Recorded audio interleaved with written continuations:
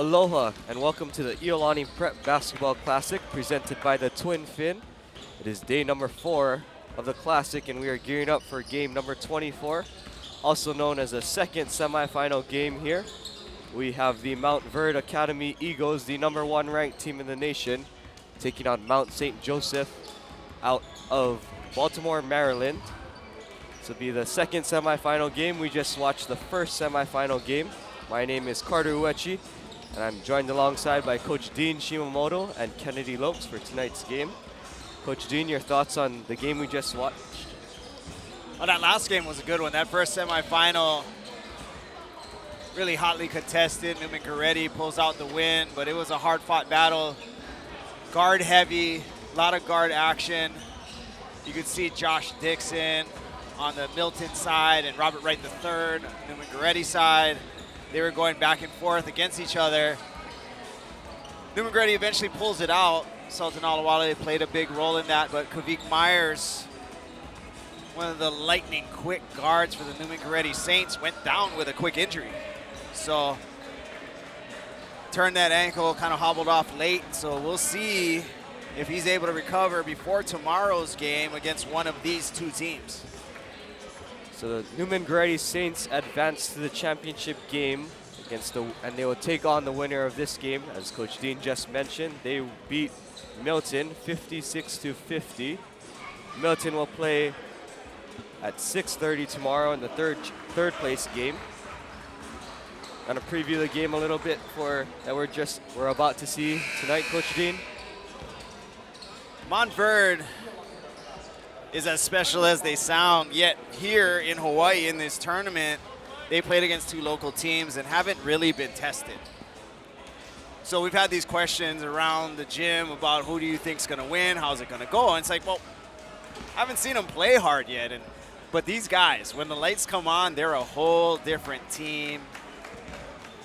On the flip side, Mount St. Joseph struggled a little bit last night, had to separate in the fourth quarter, pull out that win against Mount Vernon. And Mount Vernon and Montverde, as similar as names they sound, are very dissimilar teams. So it's going to be an interesting one, a battle for Mount St. Joseph, and I'm interested to see what Montverde looks like when they got to go up against some talent.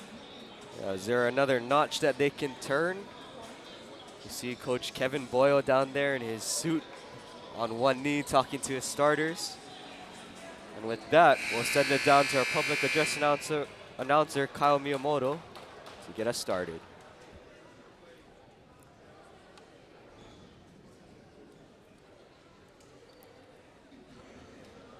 Aloha basketball fans, welcome to the Father Kenneth A. Bray Athletic Center here on the campus of Iolani School for the 2022 Iolani Prep Basketball Classic. Semifinal number 2 features the Montverde Academy Eagles from Montverde, Florida, and the Mount St. Joseph Gales from Baltimore, Maryland.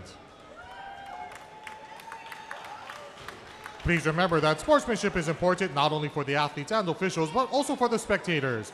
We ask that you enjoy the game and respect the dignity of the sport by cheering for your team's success and applauding great plays. Please avoid all instances of poor sportsmanship. Also, for the safety of our student athletes, flash photography is not permitted at any time during gameplay. Mahalo for your cooperation. Let's meet these starting lineups. First for the Eagles. At 46'10", senior number 10, Kwame Evans. At 46'10", junior number 14, Asa Newell. At 46'8", sophomore number 32, Cooper Flagg. At guard, 6'8", sophomore number 30, Liam McNeely. And at guard, 6'4", senior number 1, Chris Johnson. The head coach of the Eagles is Kevin Boyle.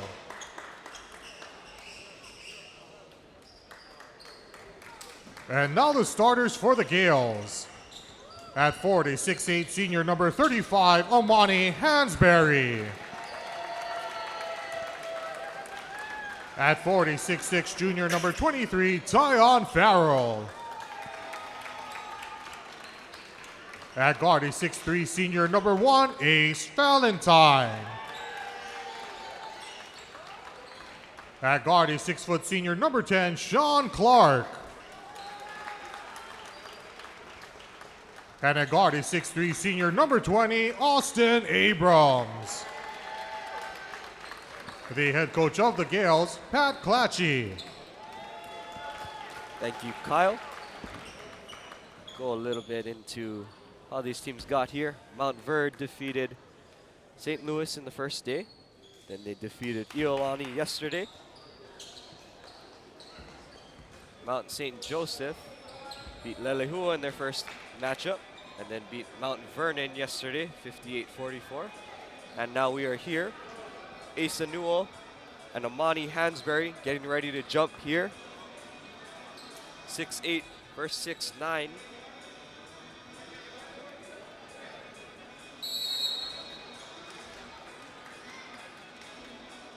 The ball is up, and Newell wins the tip. Chris Johnson has it in the backcourt. He'll fix his uniform and dribble it up past half court. Cooper Flag to McNeely. Down to Newell for the dunk. Montverde always likes to run action coming out of the game, get a lot of players' touches, feel like they're getting into a flow. And that's as good as you could have drawn it up with the dunk. Abrams with it, guarded by Cooper Flag. Now gives it to Hansberry. Puts a little move on Newell. Pass is broken up and stolen by Chris Johnson. Kwame Evans. Now Chris Johnson with it. Backing down Farrell. Kick out to Newell. Now Chris Johnson will call Newell out to set a screen. Get it down low to him, and right at the basket, he'll lay it up and in with his left hand. Here's the first 4 points. Two great first possessions for Montverde. Easy looks on the inside. Crisp pass by Chris Johnson, the Kansas commit. Well executed, well run. 4 quick points. Farrell has the ball. Now gives it to Clark on the wing. He's driving with the lefty dribble. Hansberry baseline jumper will rattle home. He gets the Gales on the scoreboard with that jump shot. Hansberry, the only rated player on this Mount St. Joseph roster, and he is that separator. He has the versatility of many of these guys on this Montverde team. He can bang on the inside, but has range. You saw it on the jumper, but can also put it on the floor and go to the hole. Now they're trying to go back down to Newell, but Hansberry bats that out of bounds. They'll stay with the Eagles. He is the inside presence as well defensively, so he has his work cut out for him because there will be several guys coming into the game. And Asa Newell with the two-handed flush. He has 6. Eagles executing like clockwork. Out of bounds play. Hansberry jumped the screen and Newell slipped. Great find, another easy bucket from 3 now feet Hansberry away. versus Newell on the other end. Hansberry's jump shot comes up short. Rebound taken by Flag. Quickly up ahead to Kwame Evans. No look pass by Chris Johnson. My goodness. We wanted to see them go up against better competition, and they just seem to rise with it, make it look just as easy. Now Clark with Evans on him. Abrams now has Cooper Flag on him. Step back 3 on the way and in for Austin Abrams. He had 19 points yesterday. Abrams has been a bright spot for the inside presence of Hansberry. You had Abrams there at the guard position, finding ways to score, hitting some threes, and also getting to the rim. Chris Johnson using the Newell screen. Now he has Hansberry on him after the switch. Feeds it down low to Asa Newell. There's Austin Abrams on him. Chris Johnson pump fake the 3. Now shoot a baseline jumper, and that'll rattle home. The steadiness of Chris Johnson, the control that he plays with. Abrams can't hit 2 in a row. Rebound taken by McNeely. Johnson has it. Kwame Evans for 3. He hits that. And Montverde has yet to miss in their first 6 shots. It is 13-5 Eagles. Halfway through the first frame.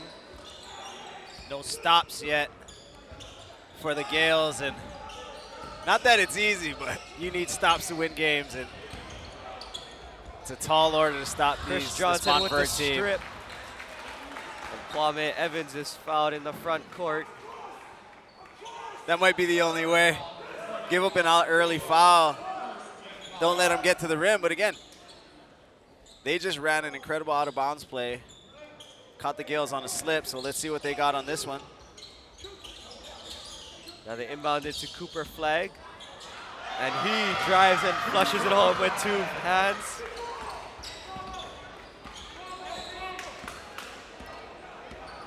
Like clockwork out here. Steady, precise. Clark back to Abrams. Chris Johnson switches onto him. Cross court to Clark. His jumper comes up too strong. Rebound taken by Chris Johnson. To McNeely from the wing for 3. That's the first miss. Rebound taken by Austin Abrams. Clark has it on the wing, guarded by McNeely. To the corner for Valentine, driving baseline. And a blocking foul will be called. That'll go on Asa Newell. Great opportunities have been few and far between for this Gales offense. Valentine did a good job of driving that closeout. Cooper Flagg nearly recovered. Neely there on the backside trying to take the charge, but still a block, and Valentine earned one of the few clean looks here from the free throw line. Can't hit the first. Valentine, a 6'3" senior guard, is headed to the University of Maryland, Baltimore County, also known as UMBC. Scored 11 points in their win yesterday against Mount Vernon. He splits the pair. Brayshawn Galloway checks in here for the Gales. Asa Newell hands off to Chris Johnson, crossover dribble. Driving on Valentine off glass, no. Rebound taken by Hansberry. Valentine with it now. Now Hansberry with it, driving on Kwame Evans. Gets down low but can't finish with the left. Rebound taken by the Eagles. Cooper Flagg now driving on Farrell, and he's fouled. And he'll go to the line for 2 shots. The versatility of this Montverde team. You saw the Eagles start the game with Chris Johnson, the Kansas commit, at the guard position, running the point. Dropped a few beautiful dimes on the inside for easy buckets, but then when they want him to score, they set him back in the corner. McNeely brought the ball up. And then Cooper Flagg pushed transition and got all the way to the rim. They have so many guys that can do so many things. That's why they're so difficult to guard no matter where they are in the half court or in transition.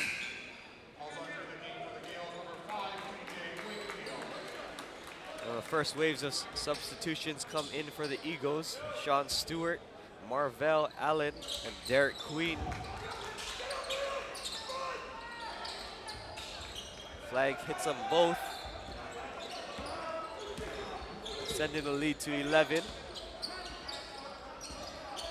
We mentioned in previous broadcasts, but they have number 7 rated senior and Duke commit Sean Stewart coming off the bench for this team. Hansberry for 3, he rattles that one home.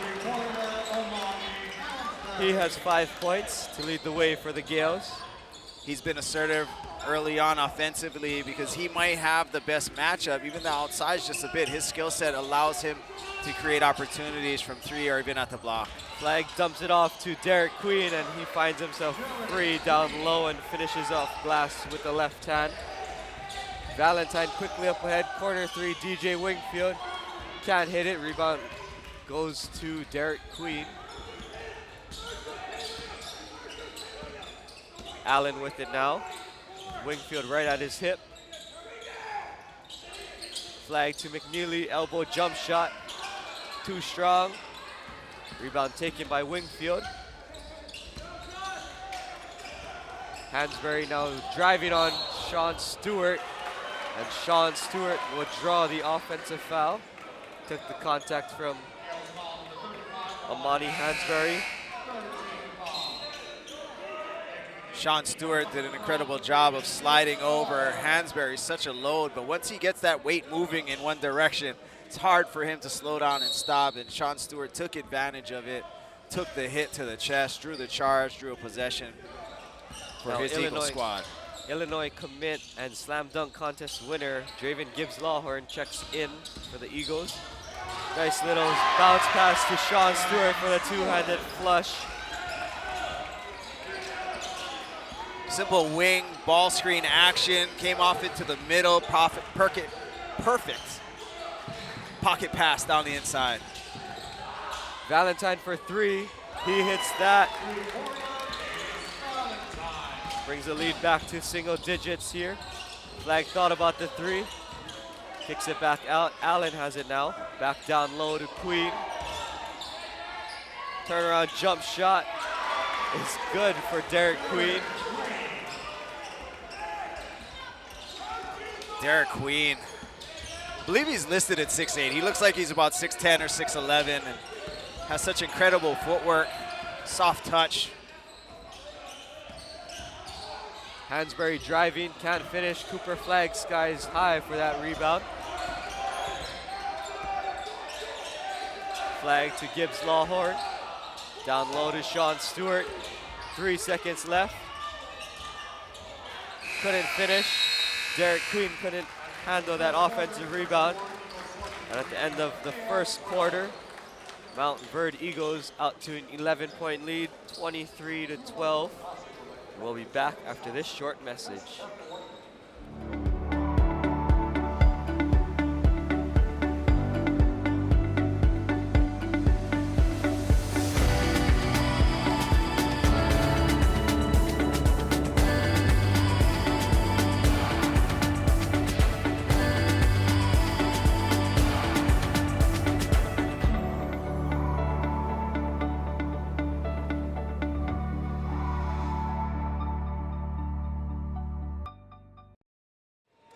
Welcome back to the Iolani Prep Basketball Classic presented by the Twin Fin. My name is Carter Uechi and I'm joined alongside by Coach Dean Shimamoto and Kennedy Lopes. Coach Dean, thoughts on the first quarter of action? Montverde, they just executed so well. Made it look incredibly easy. Not just easy, incredibly easy. And it's not because the Mount St. Joseph Gales were letting them score. They were playing good defense. It's just that these guys are so skilled, they're so efficient. They're very precise with what they do, and they have the talent, once they catch it, have a small opening to go out and finish it. And you just saw that over and over and over throughout that first quarter. 6 different Eagles get into the scoring column in the first quarter for Montverde. Marva Allen almost came away with that steal there on Valentine. With a team this talented, guys rated so highly in all the different classes, but they play with that type of hustle, that type of grit. And I'm attributing that to the coaching. Coach Kevin Boyle, long-time veteran coach, up there in wins with Coach Steve Smith at Oak Hill. But he's able to get these stars to play like the underdogs, and that's what makes them so good. Hansberry had Queen up in the air, but couldn't finish after that. Up ahead quickly goes Gibbs-Lawhorn in the corner. His shot's blocked by Tyon Farrell. Valentine with it, rushing up ahead. Galloway lost the handle, but there's a last touch Eagles, and Gales will keep possession. Beautiful cross-court pass by Allen, and it looked like Gibbs-Lawhorn had an open look, but Farrell, the quick close, the elevation, denied that opportunity. Abrams with it now, guarded by Sean Stewart. Screen set by Hansberry. Step back three for Abrams, he hits that. That's his second three-pointer. Important shots for Abrams, cut the lead to 8. Because with those shots by Abrams, it forces that Montverde defense to extend a bit more, to maybe give some more holes for Hansberry. Derek Queen lets Tyon Farrell fly by and then hits that jumper. That being said, as much as they get it going on the offensive end, they're going to have to find a way to stop this team. Derek Queen just didn't look like he was moving very quickly, but pump fake, sidestep, knock down the 15-footer, go take a nap. Abrams to Valentine, gives Lawhorn right at his hip. Screen set by Hansberry. Farrell gets it. Back to Valentine. Now back to Farrell. Nice little spin, but it's blocked by Derek Queen and out of bounds. You find your way past one defender, and then there's Derek Queen there on the backside to clean it all up. There's no openings. Abrams with it. Jump shot is pure. He has 8 points to lead the way for the Gales. So beautiful how Austin Abrams just squares up even off of that dribble. Great balance. Ball is poked away by Ace Valentine and out of bounds. So the Eagles will maintain possession here.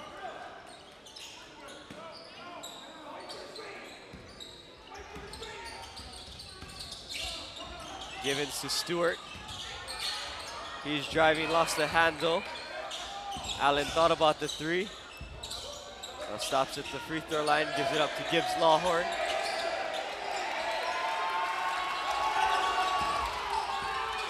Allen step back three is blocked. And that'll be a shot clock violation. And there's your stop you've been looking for the Gales. Talked about getting stops for the Gales, and that was their best defensive possession of the day.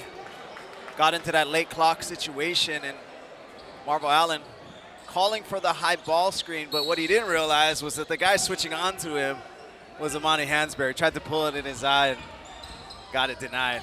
And just like that, all 5 Eagle starters check back in. Abrams corner three is good.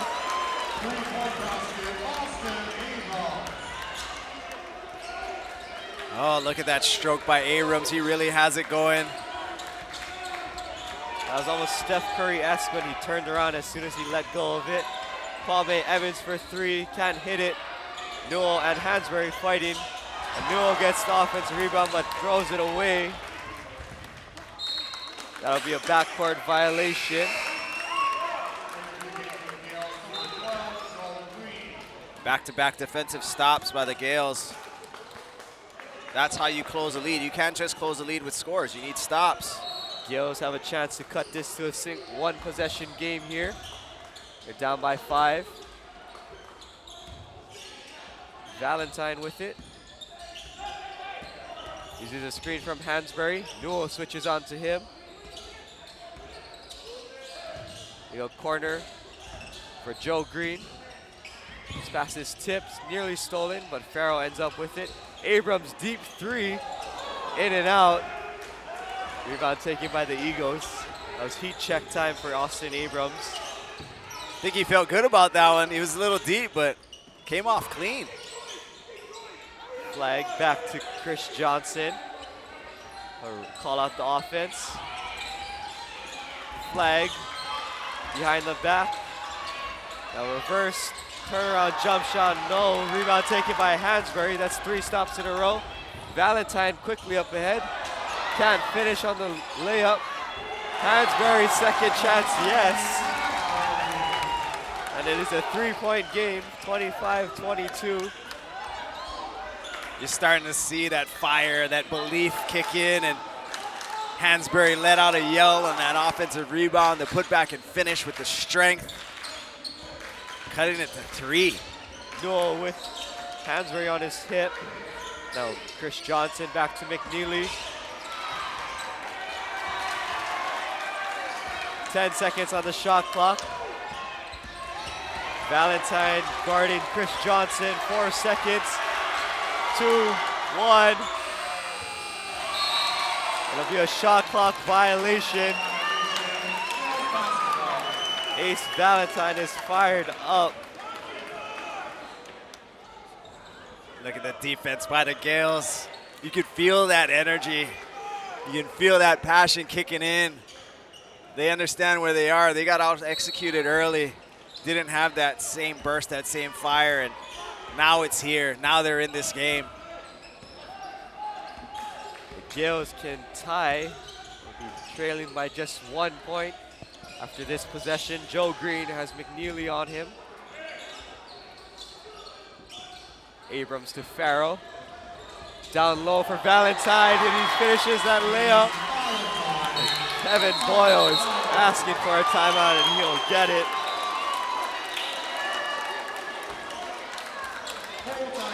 At the 1:10-minute mark of the first quarter, Montverde was leading 21-8. Since that point, it has been all Gales. It is 25-24 with 2:54 left in the first half. Coach Dean? Just that last possession, I mean, it starts on the defensive end, and you saw a couple shot clock violations. You saw some stops. The execution that we were seeing from Montverde early on the offensive end especially, not quite as good. A lot more one-on-one action, trying to break down your guys. And when they're being successful, when they're the most successful is when they're moving the ball. They're creating slight advantages with their screen actions and their sets. But they've been getting misses as of late, and their defense hasn't been as stellar either. Really a sloppy or slow-moving offensive possession for the Gales on that last one. Flex action, almost lazy, but lazier defense, I guess, and the zip pass from Farrell to the inside to Valentine, and an easy bucket from a foot away.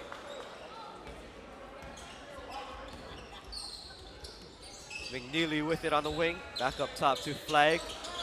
Johnson with it on the wing now. You see the screen from Stewart. Free throw line jumper, comes up short. Offensive rebound, Kwame Evans, and he throws it out of bounds. He was looking for Sean Stewart, but Stewart had his back turned to him. And now the Gales have a chance to take the lead for the first time today.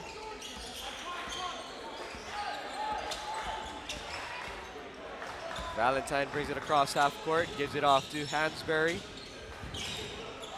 Down low for Valentine once again, and he finishes with the reverse. And the Gales have a 1-point lead. Caught him with that flex cut, cross screen to the block. One more time. The Gales wanted to travel, but they get a missed shot, and the ball goes out of bounds. And the Gales have possession here, looking to extend their lead. Austin Abrams has Cooper Flag on him.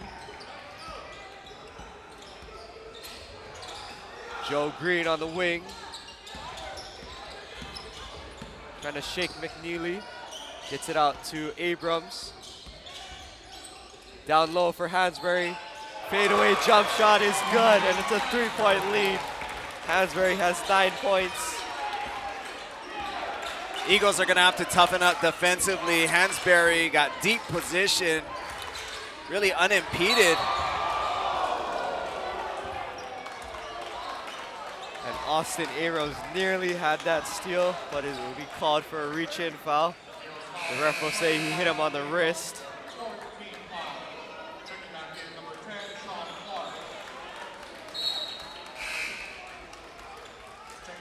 Now Derek Queen checks in for Kwame Evans. Minute 33 here. Montverde with the ball. Queen looking down low. Swinging around at the top. Allen at the free throw line, gives it off to McNeely. His runner, no good. Big rebound by Hansberry. Yeah, Derek Queen right behind him, looking for that offensive board, but he came away with it. Early on, the Gales were giving up so many easy opportunities on the inside. We saw quite a few dunks. Now, all contested. Hansberry's pass is stolen away. Sean Stewart gets control. Allen with it. Flag to Queen around the 3-point arc. Sean Stewart will flush it home with 2 hands. They caught Valentine gambling there. Ace Valentine tapping his chest in, my bad. We talked about their success being predicated on staying in front and keeping bodies between the Montverde offensive players in the basket. And that time, because of that gamble, gave a straight shot to Sean Stewart. High percentage dunk. Just about a 2-second difference between the shot clock and game clock. 11 seconds on the shot clock. Valentine uses a screen from Hansberry. Cross court to Farrell. Fly by, baseline jumper. Too strong. Second chance, Hansberry no. And that'll do it for the first half. At the end of one half, Mount St. Joseph Gales are leading the Montverde Academy Eagles 28-27. Coach Dean, your thoughts on the first half? What a run by Mount St. Joseph. They toughened up defensively, stopped giving up dunks, put their bodies in between the offensive players and the basket, forced some tougher opportunities. Granted, it was between 8 and 10 feet, but still, those shots were not going down. It created offensive opportunities to push in transition, and then you saw Abrams get going, knocking down those threes, giving them some belief, and Hansberry with some offensive putbacks. Then he was able to get deep position inside on the post. Valentine with his layups off those feeds. Then they got some team execution, backdoor action, the cross screens on the flex action to the block.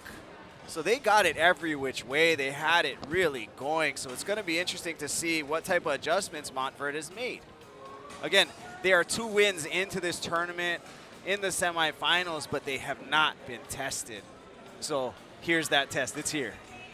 After one half of play, it is Mount St. Joseph 28, Montverde 27, and we'll be back after this short message. Hey, Rox, come on look. The neighbors are up to something. Probably taking out the trash. No, they got guys roaming all around the place. Maybe they're aliens from another planet. Maybe they're getting rid of bugs and termites or something. So what's so strange? Well, our guys don't do that. Maybe we don't have the right guys. Hi, I'm Ian. And I'm Joe. And we're Pest Tech Hawaii. We have the latest termite and pest control technology. Let our guys be your guys. We're Pest Tech Hawaii. We are now joined live with Ian Mateo out of Pest Tech Hawaii. How are you doing tonight, Ian? I'm all right. Thank you for asking. You want to tell us a little bit about what your company does? Well, we're a pest control company, a termite and pest control company. We're a full-service company, so all of your pest needs, from ants, roaches, termites, rodents, bed bugs, we cover it all. Well, you know, we're here. Pest Tech is a sponsor of this tournament, and we see your logos on the wall. We see your commercials, and noted in that commercial is Iolani alumnus, the famous state champion, game-winning shot hitter, your partner, Joseph Chong. Yes. Are you aware of his basketball prowess? I've only heard legends, and it echoes in eternity, I hear, for what he did on one fateful night against Kamehameha schools, I believe it was. That's who it was against. I was on that floor. We are indebted to Joseph. He was always known as a shooter, special guy. So it's great to see him join along with you and come back and sponsor this great tournament. Are you enjoying the games? We are. I have to admit, I've never been to this tournament ever. Joe said it's something that we should get involved with, and one of our commitments is to get involved with the community and give back. And so I said, let's do it. So I'm having fun. This is awesome. I've never been. This is a blast. Yeah, we're fortunate to have it back this year because COVID Right. took it away from us for a few years. And back this year, you are actually sponsoring the Pest Tech Sharpshooter Award, who goes to the top three-point shooter over the course of the tournament, the most made threes. And that this year is in honor of Kai Machida. Joe and I know him really well. Yeah. Player at Iolani. He played in the Iolani Classic, had some great moments here. But we are so appreciative of Pest Tech and your involvement, and not just helping to clean the Hawaii of pests, but to also raise the level of high school basketball here in Hawaii. No, yeah, we're honored to be a part of that. And I don't know if you knew, but Joe and him were related. I think they're cousins or whatnot. And so, Yeah, yeah, special connection, more than just Yes. basketball, absolutely. Yeah. So absolutely an honor to be a part of that. So in terms of being involved in the community, I hear you guys are partnering with Hawaii Food Bank. Yes, if you see on TV, we're advertising right now. If you see one of our trucks, flag them down, and we'll collect food from you, even if you're not a customer of ours. So the message is really to the entire community. We partner with the food bank, and so we'll collect as much food as you're willing to give us, and we'll bring it to the food bank and deliver it ourselves. that's incredible. I Yeah. see your trucks all over the place, Yeah, including yeah. here on this campus at times. But wow, that's amazing. That's a great thing that you guys are doing for the community. Yeah, beyond basketball. But that is incredible. Yeah, we're a blessed company, and so as a big boy myself, we got to keep the community fed, right? I feel a little bit guilty if I'm overstuffed and there are people who are without food, so we're happy to be a part of that as well. Were you able to try any of the food here? Any recommendations to the people at home for eating here? I honestly didn't because I was nervous about this interview, so I didn't want to come up here and like burp or like have indigestion or anything. But I will probably go eat something after this. We are excited to have Pestec, and again, this tournament isn't what it would be without the sponsors like yourself, like Joe, who've gotten involved. I'm glad he was able to convince you that he was this great player and that that it's not just you guys sponsoring that we talk nice about him, but we can talk nice about you guys too as a company. Again, doing so much for the community here at Iolani, ridding Hawaii of pests. And let me ask you, Yes. how did, we didn't really talk about this, but how did you and Joe actually come to be partners? Joe and I worked together at another pest control company. Okay. We worked together for about 10 years. He was in the industry for another 10 years before that. I was in the industry for another 5 years before that. And one day we decided that we wanted to do our own thing and be more intertwined with the community, which is sort of one of the foundational portions of our company. And so we branched off and said, let's step out in faith and let's go do it.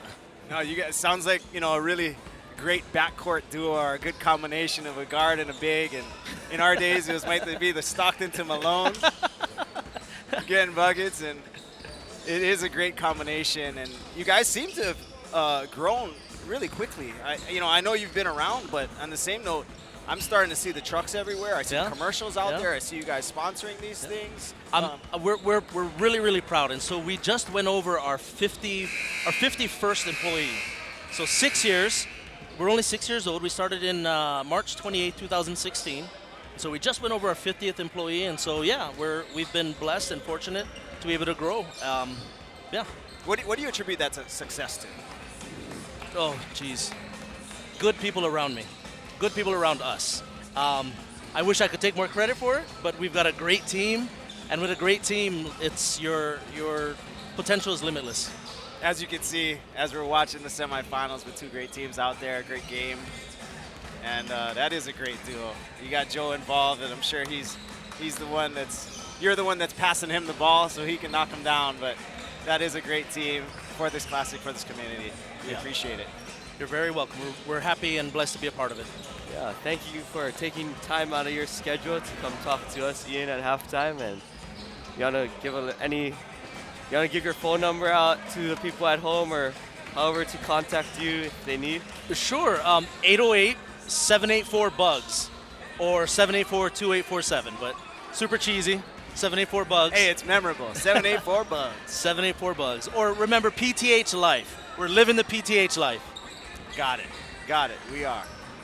Thank you for joining us. It was a pleasure talking to you. Hope you can go try some food now and watch this second half of action.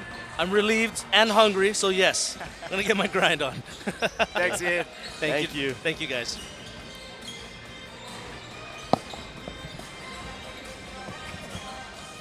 So in that first half, we saw just 3 players score for the Gales. It was Abrams with 11, Hansberry with 9, and Valentine with 8. But those are the 3 players that they needed to score. The other players were helping out. Clark was locking down defensively. Galloway was helping out. Joe Green was in there on the run. The team effort. They'll look to get more scorers involved, but those three have led the way so far. As for the Eagles, it's been pretty balanced for them.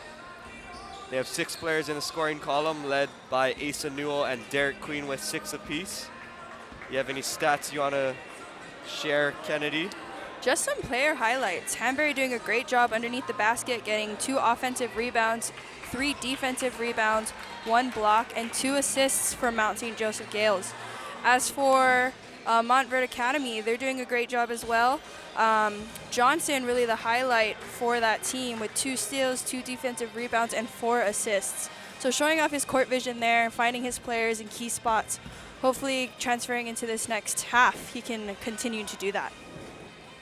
As for their shooting percentage, Mount St. Joseph wasn't letting their shots drop too much in the first quarter, but going into the second quarter, they were able to get it up to 50% shooting from the field. As for Montverde, they are shooting 51%, making 11 of 21 shots. It'll be an interesting second half, and I'm looking forward to seeing how these 2 teams battle it out. Most notably, the scoring, obviously, Mount St. Joseph picked it up in that second quarter, but it was their defense.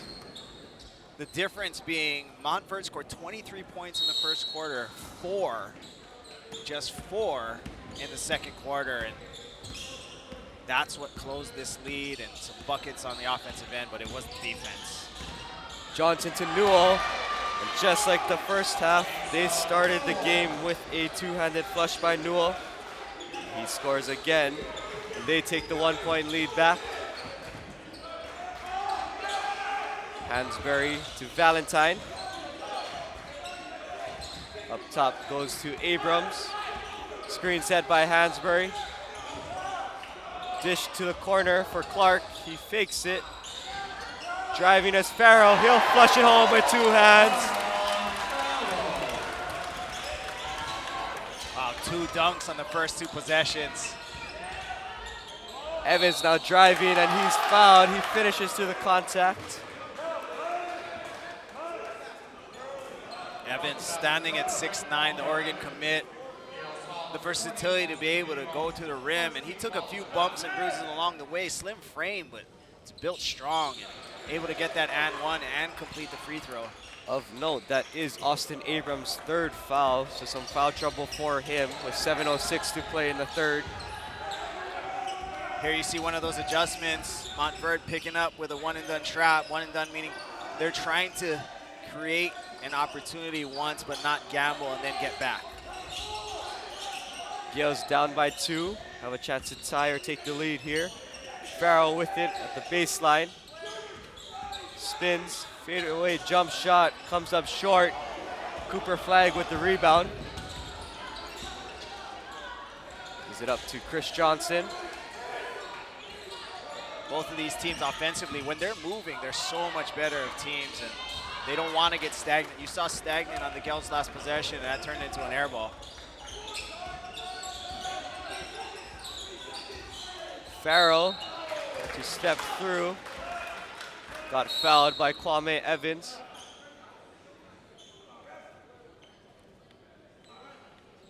Looks like he might have blood or cut on the arm, and in that scenario, he's got to come out to go clean it off, and if there's blood on his jersey, he may have to change it.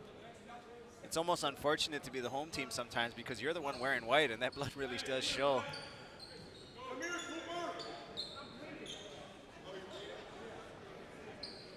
So it is both Hansberry and Farrell that have some blood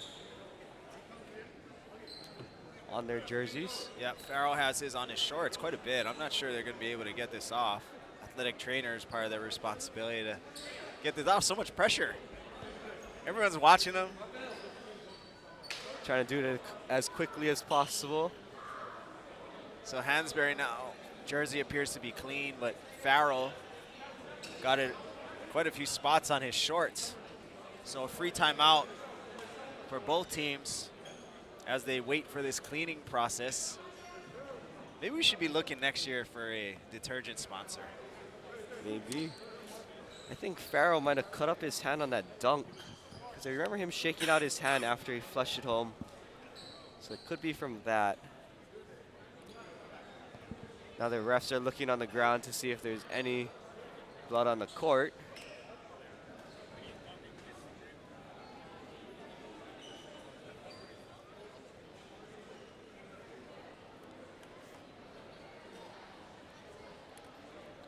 Looks like it'll be a little bit of time to get this cleaned up. They don't want any spread. The very reason why players do have to come out with blood on the jersey. It also got all the way down onto his tights, so it's pretty significant.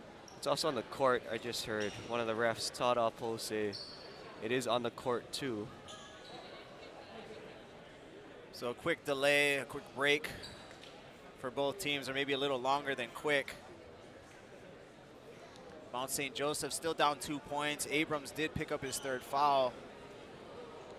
Coach Glatchy trusting him though. You know, 6 minutes left in the 3rd to stay into the game. He is so valuable for this team. I'm sure he feels as though if he takes him out, they're going to be so short-handed, especially offensively. That threat from the outside, and noted it, you know, it was important for him to knock down those threes, not only for the points, but also to stretch out that Montverde defense, give the extra spacing for guys like Hansberry on the inside. If Montverde can afford to sag with their length, packing it in makes offense very, very difficult at 6'10 and 6'9 and 6'8 all over the floor with the length that they have. So Abrams, a huge, huge piece, got the run going with his knockdown shots. Hansberry kept it going, and then it was their defense. So pretty even so far in the second half. Mentioned one of the refs earlier, Todd Alpo. For those of you watching from the mainland, we have collegiate refs here. Todd Alpo refs some UH games for the University of Hawaii. You want to tell us, you know any bit more about these refs that we have tonight, Coach Dean? Oh, Mike Ishikawa also does games at the collegiate level. The NCAA Division II, he does some women's games. But these are high-level referees. They're used to the shot clock. Shot clock doesn't usually come into play here in Hawaii basketball. It will be implemented in the Interscholastic League of Honolulu, which Iolani is a part of. That'll come into play, I believe, next year, next season. The Iolani Classic itself, by contrast, and several other preseason tournaments have had the shot clock in play, so it's been a fun experiment for the people of Hawaii basketball. Everyone seems to love it. And we finally get it clean. There's a lot of hands involved. I saw Coach Neil Tamabayashi involved, Flo Barra, a whole bunch of parties there. Farrell knocks down the first. Not so easy. Stood there for about 10 minutes and while he was getting cleaned, and just walks right up and knocks down 2 free throws. He's up to 4 points in this quarter. Game is tied at 32 apiece. Evans to Newell. Back to Johnson. Bounce pass to Newell. There'll be a foul called on Tyon Farrell. There you saw that wing ball screen action, looking for that pocket pass on the roll. Farrell looked to get in front, but got clipped on the side for the block.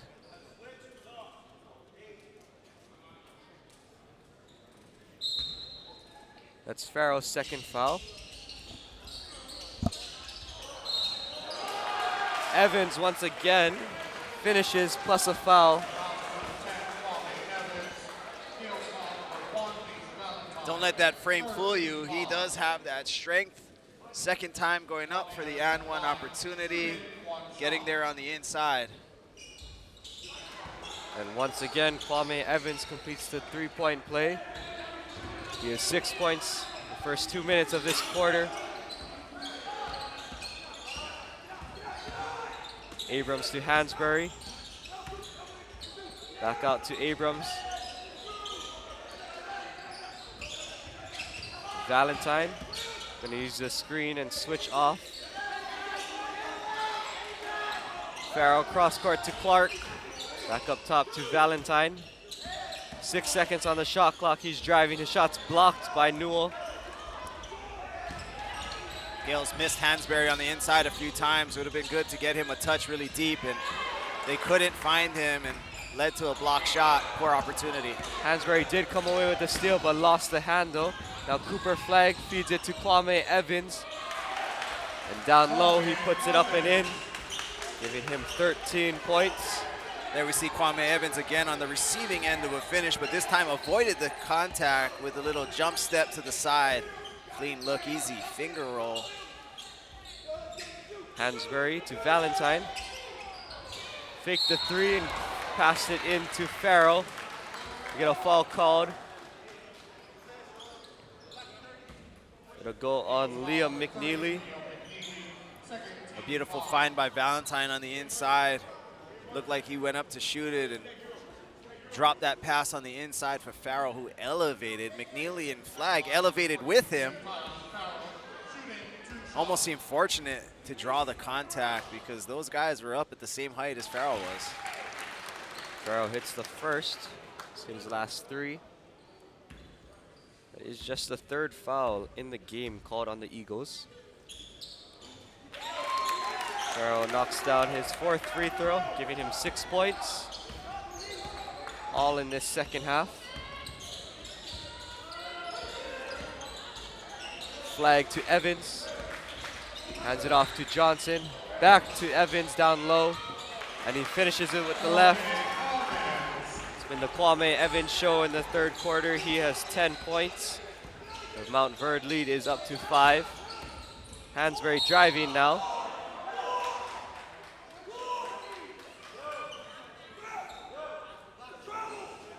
Hansberry got to the rim.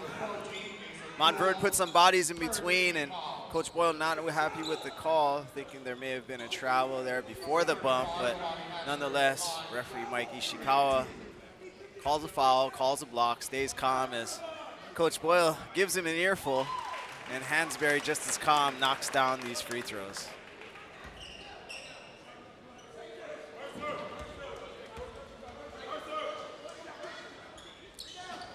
Hansberry splits the pair, cuts the lead to 4. Chris Johnson will bring on the ball up. Flag to McNeely, back to Johnson. 3-ball Johnson, too strong, rebound taken by Hansberry. Valentine will bring the ball up now. He's a screen from Hansberry, stops at the elbow and hits. He's into double figures with 10. Valentine just probed, looked for opportunities, stayed in front, had an advantage, then everyone cleared out, and he rose up and knocked it down. Johnson gives it to Flagg with Farrell on him. Spins, an offensive foul will be called. He extended that left arm. Farrell sold it. The refs called it.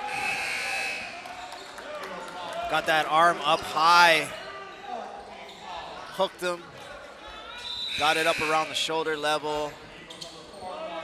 And when referees see that, it's a pretty easy call on the hook, and Cooper Flagg can state his case, but the foul is called, and the referees feel good about that one. The Gales have a chance to tie or take the lead on this possession. Hansberry handling the ball, gives it to Valentine.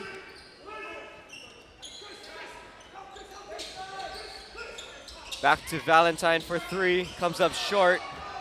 Rebound taken by Evans. He's gonna take it up the court. Give it off to Flagg on the wing. Chris Johnson thought about the 3. He has Hansberry switched out on him. Evans for 3, comes up short. Rebound taken by Joe Green. Almost poked away by Cooper Flagg, almost throws it away. But Hansberry able to stay in bounds and finish. Sometimes athleticism isn't all about dunks. The ability to maintain that possession, get the pass out, and then Hansberry catching that ball without going out of bounds and gathering himself. Still 2 points all the same. Wasn't pretty, But that wasn't easy to do. The game is tied at 39 apiece. Flag is working on Hansberry. Down low, but that shot's blocked. Followed by Flag, no. But Newell puts it up and in. Plus a foul. Flag missed that putback dunk. And then Newell cleaned it up on the third opportunity.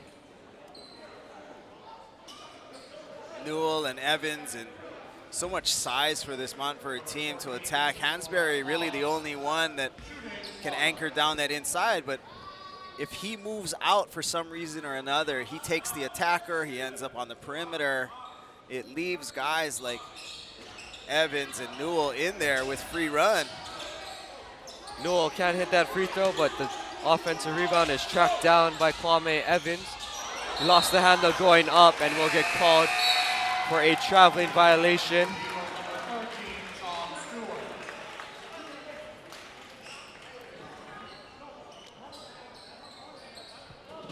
Not sure if his hands are just sweaty or the ball was a little slippery, but it flew out on the way up, and on the way down, recaught it and called the travel. Valentine has Allen on his hip. Picking it up 3/4 of the way down the court. Abrams thought about that three. Ball is poked away by Cooper Flag, and he's wide open, and he'll have a two-handed flush. Abrams made the turnover, really made a poor decision there getting back defensively. Chose to run up on the ball handler, and easy over-the-top pass for Cooper Flag, undefended. Gets it into Valentine. Joe Green for three. In and out, rebound taken by Flag. Up ahead to Allen for three. Comes up short, rebound taken by Abrams. This Montverde team shoots it so well normally that it doesn't feel like they're settling for these shots, but they're not shooting it well from three-point range, especially after the early parts of the game. And they've had so much success on the inside. It's really a mystery as to why they're not trying to work it deeper into the paint to get those buckets. Every time Newell and Evans have gotten in there, it's been and one. They've gotten 3 points anyway. Valentine goes to Abrams off the inbound. Three-pointer Abrams is all net, and it's a one-point game. His third three of the game, fourth three of the game, sorry. All the time in the world. Cooper Flag made an attempt to close out late, but Abrams square it up, knock it down. Chris Johnson to answer for three. He hits it. Lead back up to 4. Hansberry gets it into Valentine. Double team comes. He throws it almost away, but it ends up in Farrell's hands. Joe Green off the glass and in. Cuts the lead in half. Unfortunate there for the Eagles. Evans looked like he had an easy steal on the errant pass, but slipped. Ball got by him, and then the 2-on-1 on the backside for the easy bucket. Flag with it. 17 on the game clock. Hansberry switches on to Flag.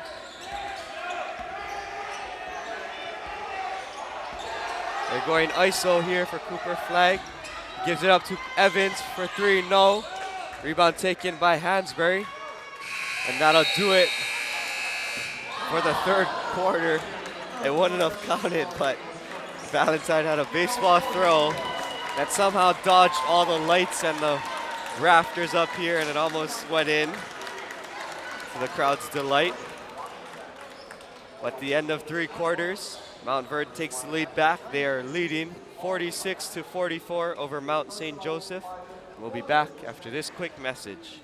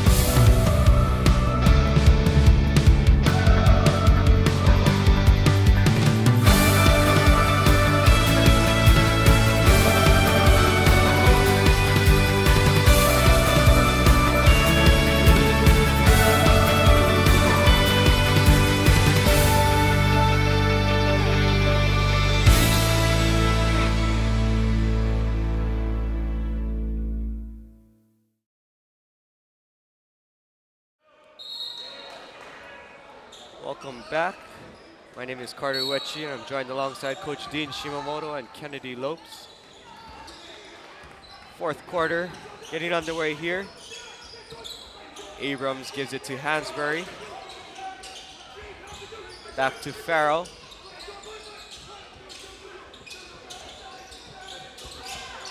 Valentine with it. Uses a screen by Hansberry. Abrams thought about that three. Now driving. Cut off by Allen. He'll stop. Try and shoot it with the left hand, and it'll go over the basket. So stop there by the Eagles. With the shot clock, it's really important for the offensive players to take the shot that's available to them. It looked like Abrams could have pulled that first one and then worked for a much more difficult shot.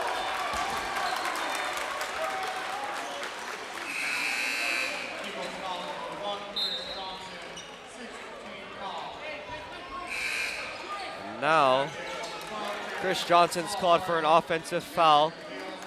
The next Montverde foul will put the Gales in a 1-and-1 bonus.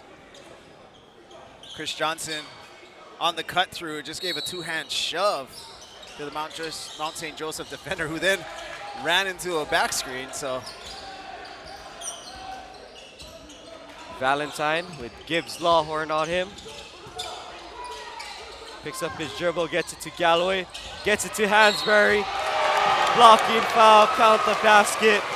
They have a chance to take the lead here.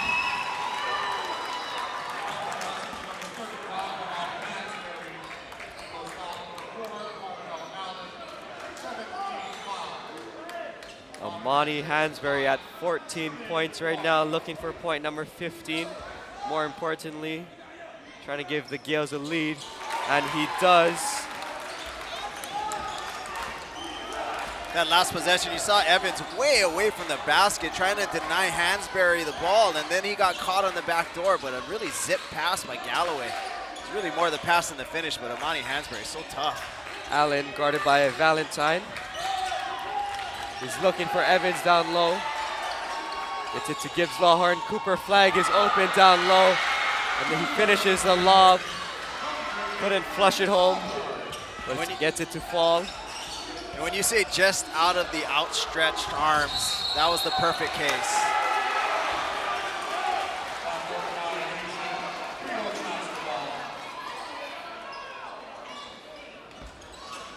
Call a backcourt violation.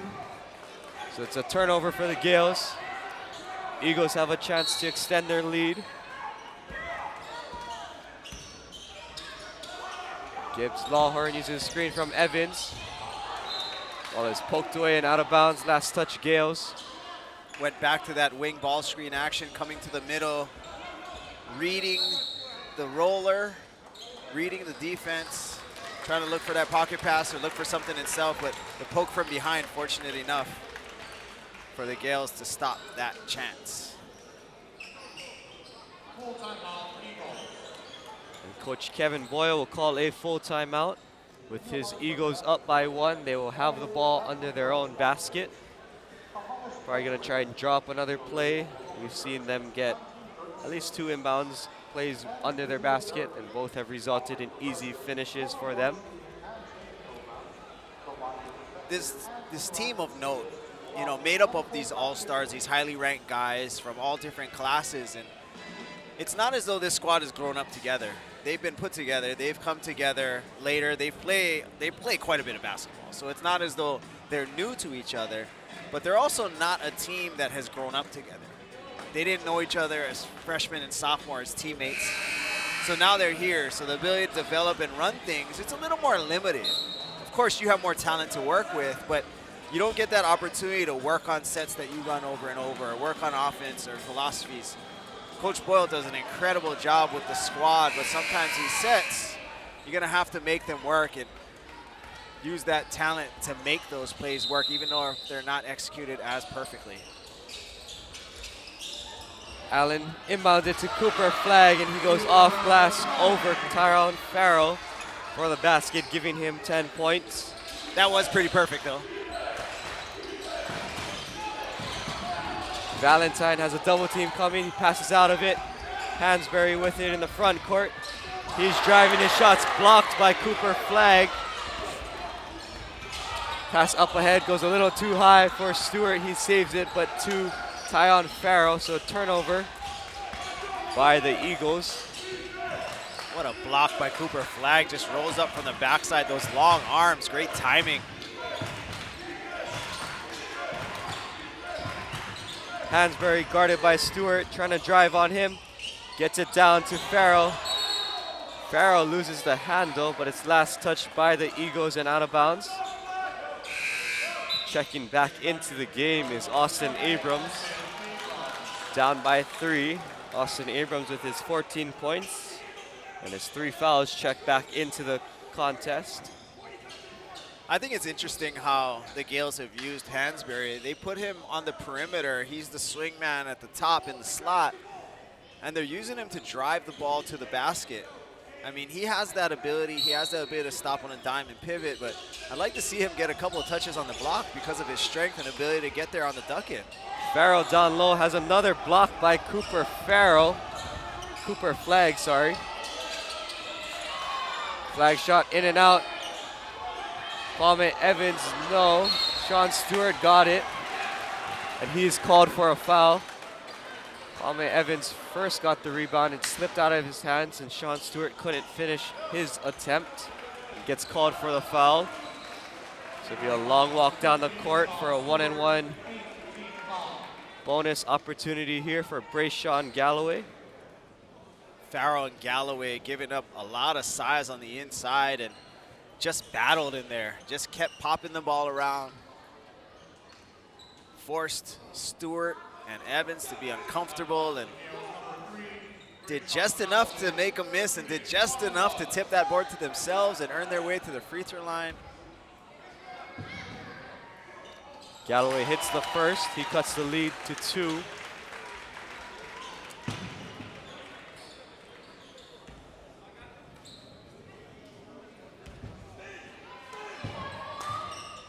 He hits them both. It is a 1-point game, 5:19 to play. A spot in the championship game on the line here. And Marvell Allen throws it away. But also Kevin Boyle, I think, touched the ball when it was still in bounds, which is why Mount St. Joseph was reacting that way. He's usually a few steps onto the court and is almost a part of this play wearing that sport coat. Farrell has it on the wing. Hansberry trying to get position down low. He does, he gets the ball. Driving on Stewart, fadeaway jump shot. Bounce around, won't fall. Rebound taken by Flagg. It's a 4-on-2 fast break here. Allen's pass is broken up by Hansberry. Stolen away by the Gales. 2 straight turnovers for Allen. That was an advantage opportunity for them in transition. Made the wrong pass. And just as you say that, Chris Johnson comes back to the scorer's table, ready to check in. Abrams from 3. Comes up short. Second chance here for the Gales. Galloway driving. His shot's blocked. Third chance here, Farrell. He hits the 3, and the Gales have a 2-point lead. Possibly the 2 worst shots that the Gales have taken thus far in this game. A quick turnaround by Abrams, who has had it going, and Galloway went right into the trees and just got swallowed up. And fortunate bounces and bumps and into Farrell, who steps up and knocks that down. Big shot. Gibbs Lawhorn with Valentine on him. Gives it to Evans. Stewart's trying to post up. Galloway down low. Allen has it still. Gibbs Lawhorn for 3. Too strong. Rebound taken by Galloway. 3:34 left in the game. The Gales have a 2-point lead, looking for another basket here to extend the lead. Hansberry has it now. Farrell with it, guarded by Flagg. Pass is broken up. Hansberry down low, has the ball. He's driving on Evans, spin move with the left. Wow, what a move by Hansberry. The footwork and the balance. And another turnover by the Eagles. The Gales are loving this. Hansberry put Kwame Evans in a spin cycle down there.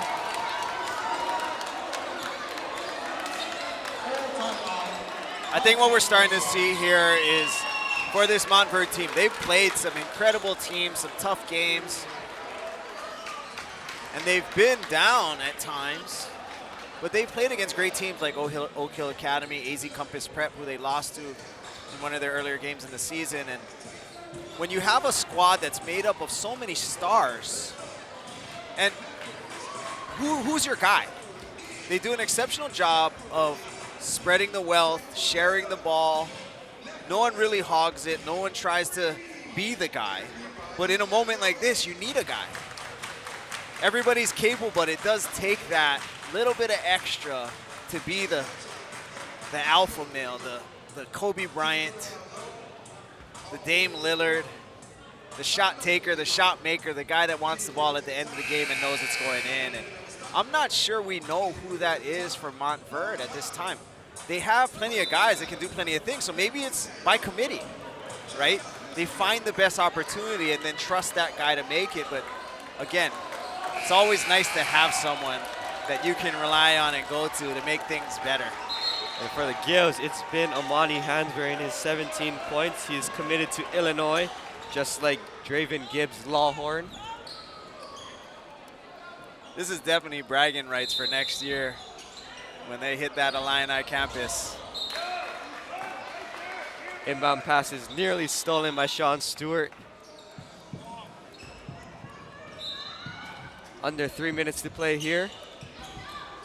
One of these teams looking to secure their spot in the championship game. Pass is stolen away by Evans. Sean Stewart with the two-handed flush. Hansberry gets it into Valentine. Double team comes, passes out of it. Hansberry crosses half court with it. He's double team. Abrams with it. Farrell wide open in the corner. Ball is tipped out of bounds. Last touched by the Eagles.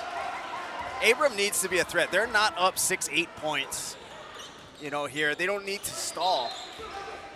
They still want to get as great of a shot as they can get, and if that's Abrams from 3 squared up, that's a good one. Hansberry driving, can't finish with the left. Rebound taken by the Eagles. Kwame Evans up ahead. Cooper Flagg will finish it, and we have a tie ball game here. Again, Abrams ran up in transition. Gave that easy run. It was even numbers until he went up, and then it went 3-on-3 to 3-on-2. An easy finish for Cooper Flagg. Double team comes for Valentine. He has 2 seconds to get it over.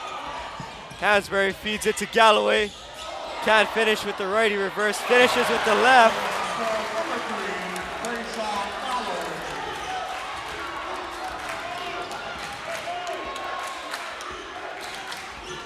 Gales with a 2-point lead.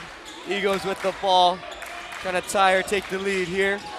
McNeely with it to Johnson. Kick out to McNeely. Back up top to Flagg. Evans driving now. And he's fouled on his drive. He'll shoot 2 free throws. The foul will go on Brayshawn Galloway. For the game that Evans has had, maybe he is the guy. He feels that he has it going. He has a matchup that he can exploit. Getting to the rim from the perimeter and then able to finish on the inside or draw a foul. Evans misses the first. He's at 15 points. He was 2 of 2 from the line before that. So he's now 2 of 3. Looking to go 3 of 4 and cut the lead to 1. Joe Green checks in. And he does go 3 for 4 from the line. He has 16 points. The lead is down to 1. Minute 15 left in the game. Up ahead to Green. He'll wait for his teammates to cross half court. Gets it to Abrams. 20 seconds on the shot clock. Now 1 minute remaining here. Hansberry with it. 10 seconds on the shot clock. Screen by Hansberry, Valentine with it. Green driving, kick out Abrams, 3 ball coming. Front rim, no. Rebound taken by Stewart. 40 seconds left. 9-second difference. Johnson for 3, no. Hansberry board.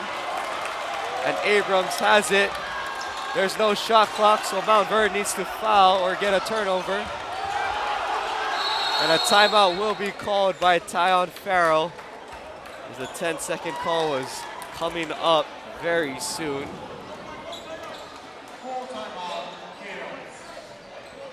Gales are in a tough position there because they want to run some clock, but yet they're only up 1. And then if they run too much clock and get into the late shot clock scenario, they're forced to take a difficult one. Green did an excellent job of driving that closeout, getting to the baseline, and kicking it to their best shooter in Abrams to close it out.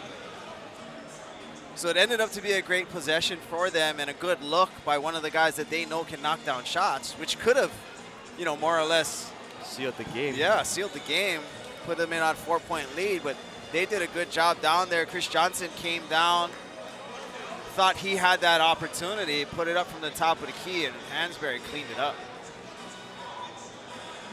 I think you might know this real better than me, but after the timeout, does the 10-second count reset? I think they're asking, and in normal situations without a shot clock, it does reset. It restarts that 10-second over after that timeout.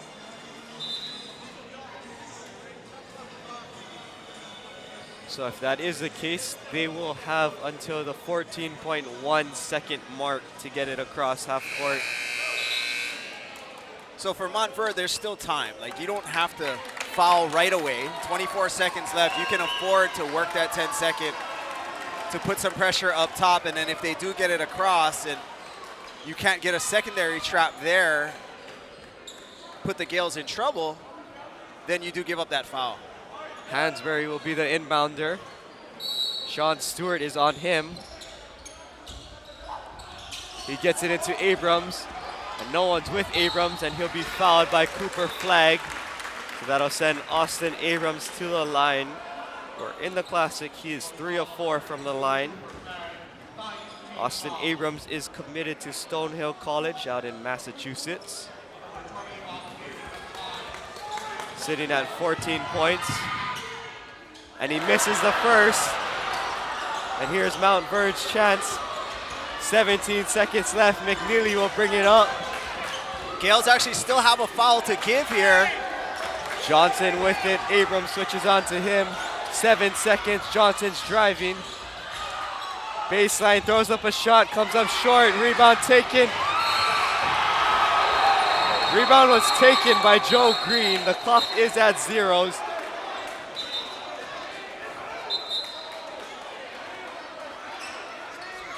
And we will see what the refs have to say.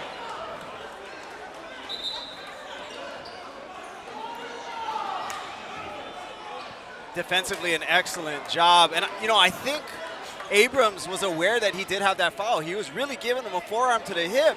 Okay, if the referee made that call, which didn't allow Chris Johnson to turn that corner and made him get stuck right there on the baseline and force up that tough shot.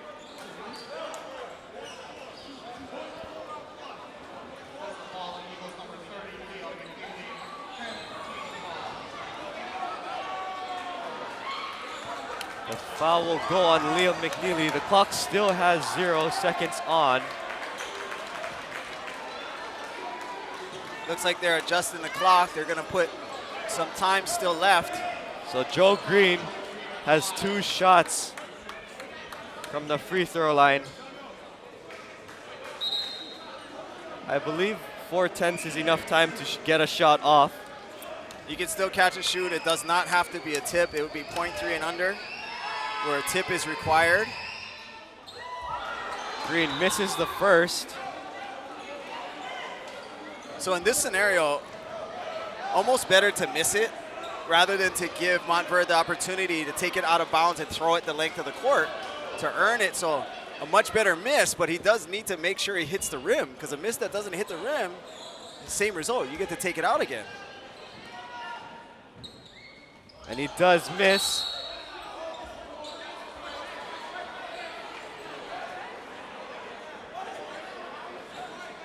And Montverde gets a timeout called. There's 1/10 of a second left, so now it would have to be a tip-in. They'll have to throw it from about 3/4 of the court down.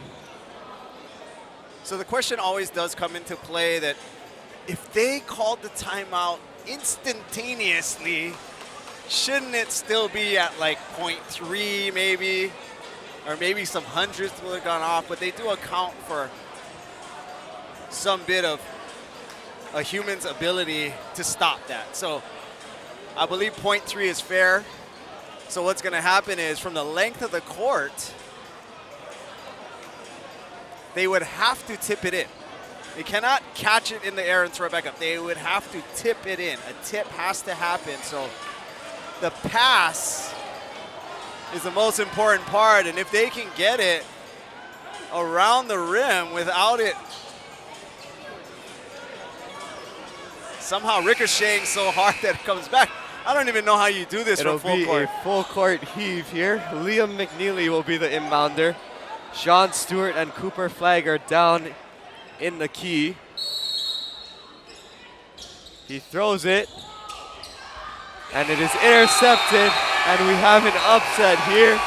Mount St. Joseph Gales knock off the #1 ranked team, Montverde Eagles, 56-55, and they punch their ticket to the championship game.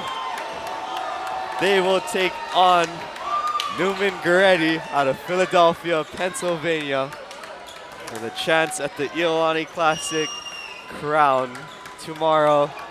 Scheduled to tip at 8 p.m. That'll be the matchup.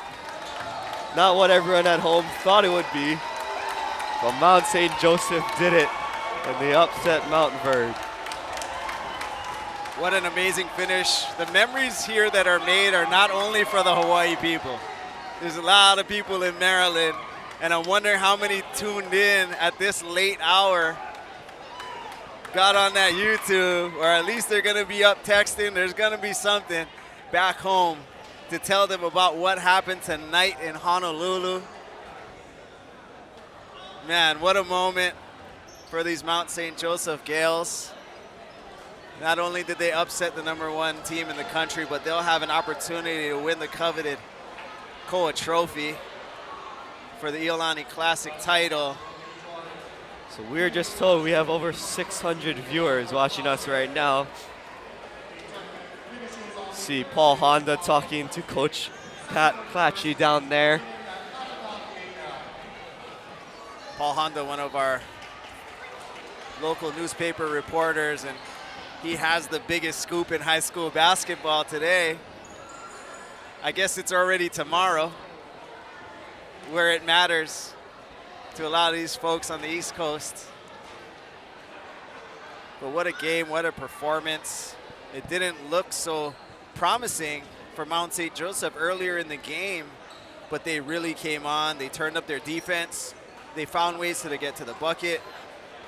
Abrams able to knock down shots from the outside, give them belief, and Hansberry just being tough all over the court. On the inside, on the outside, defensively, rebounding. Man, what an effort by the Gales. What a great moment. Something they'll never forget. If you ask them about their Iolani Classic experience 30 years from now, I'm sure they'll remember this. Kennedy, take it away with some stats here. Some stats for you guys. Both Montverde and Mount St. Joseph both shooting 50% from the field. Montverde did get 24 looks at the basket, but only managed to make 12. As for the Gales, they were able to shoot 9 of 18. So not getting as many looks at the basket, but still coming up clutch. And they got those free chance points on those free throws, shooting 8 for 12 from that free throw line. And uncharacteristically, Montverde did not shoot as well behind the three-point arc tonight. They only made 2 of 12 three-point shots. For our Gales, mainly Austin Abrams taking charge. They shot 7 for 14, so 50% behind the arc, really helping those Gales get over the hump, getting this win tonight. Some standouts, Johnson, he had 4 steals, 2 defensive rebounds, and 7 assists, so really showing off his court vision, finding his teammates when he needed it, but unfortunately not enough. Hanbury, he is just a monster underneath the basket. 1 steal, 2 offensive rebounds, 6 defensive rebounds, 1 block, and 2 assists. Excellent game, very entertaining game, and I'm very excited for the final tomorrow. Yeah, you talk about Hansberry being a monster. Him, Valentine, and Farrell did not get subbed out the entire game. They played all 32 minutes. They combined for 36 of the 56 points. Hansberry led the way with 17. Abrams had 14. Tyon Farrell scored all of his points, all of his 9 points in the second half. Valentine had 10. Montverde was led by Kwame Evans with 16. Cooper Flagg had 10. Asa Newell had 10. But at the end, they fell 1 point short of Mount St. Joseph. So tomorrow's championship game, scheduled to tip at 8 p.m., will be Mount St. Joseph Gales out of Baltimore, Maryland, taking on the Neumann Goretti Saints out of Philadelphia, Pennsylvania. The third place game will be between the Milton Eagles out of Milton, Georgia, and Montverde Eagles out of Montverde, Florida. For now, though, that'll be all for day number 4 of the action. Thank you, Coach Dean Shimamoto and Kennedy Lopes, for joining myself, Carter Uechi, on this call. Thank you guys all over the mainland, probably, and the state of Hawaii for listening to us. We had a fun time bringing you guys this game. You were watching the Iolani Prep Basketball Classic presented by the Twin Fin. Thank you to Brian Ng for being our controls behind the broadcast. Thank you guys at the AV department. Thank you, Michelle He, for overseeing us. Thank you, John Tamanaha, for overseeing us as well. Hope you guys all have a good night and join us tomorrow here back on YouTube. But for now, aloha. Aloha.